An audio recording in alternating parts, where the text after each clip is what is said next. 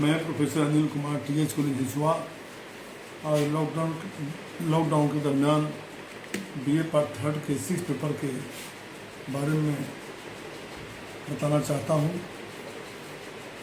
बौद्ध राजवंश के सम्राट अशोक द्वारा प्रवर्तित कुल 33 अभिलेख प्राप्त हुए हैं, जिन्हें अशोक ने स्तंभों, शिलाओं और गुफाओं की दीवारों में अपने 269 ईसा पूर्व से 231 ईसा पूर्व चलने वाले शासनकाल में खुलवाए।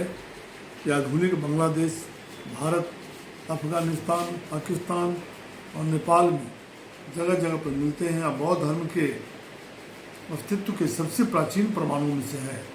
इन शिलालेखों के अनुसार अशोक के बौद्ध धर्म फैलाने के प्रयास भूमध्य सागर के क्षेत्र तक सक्रिय थे और सम्राट मिस्र यूनान तक की राजनीतिक परिस्थितियों से भली भांति परिचित थे।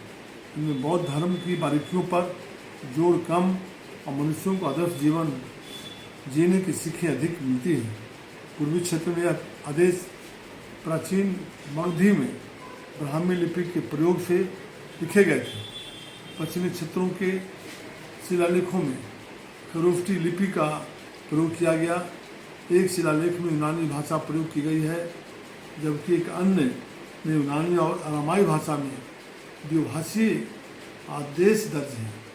इन शिलालेखों में सम्राट अपने आप को प्रियदर्शी और दीवान प्रिय, देवों के प्रिय प्रकृति में दीवान प्रिय की उपाधि से बुलाते हैं। शाहनाज गढ़ी मानसेहरा के अभिलेख खरोष्ठी लिपि में उत्कीर्ण है। तक्षशिला और लघर मान के समीप अफगानिस्तान अभिलेख अरमाइक एवं ग्रीक में उत्कीर्ण है।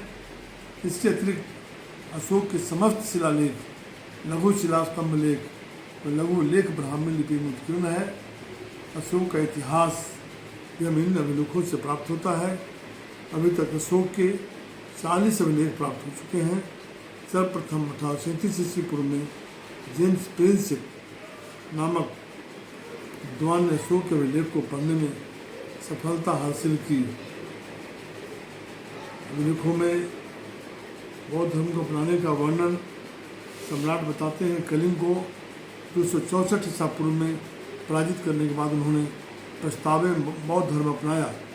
देवों के प्रिय सम्राट प्रियदर्शी ने अपने राज्याभिषेक के 8 वर्ष बाद कलिंगों को पराजित किया। 1.5 लाख लोगों को निर्वासित किया, बेघर 1 लाख मारे गए और अन्य कारणों से बहुत से मारे गए। कलिंगों को अधीन करके देवों के प्रिय को धर्म की ओर खिंचाव हुआ।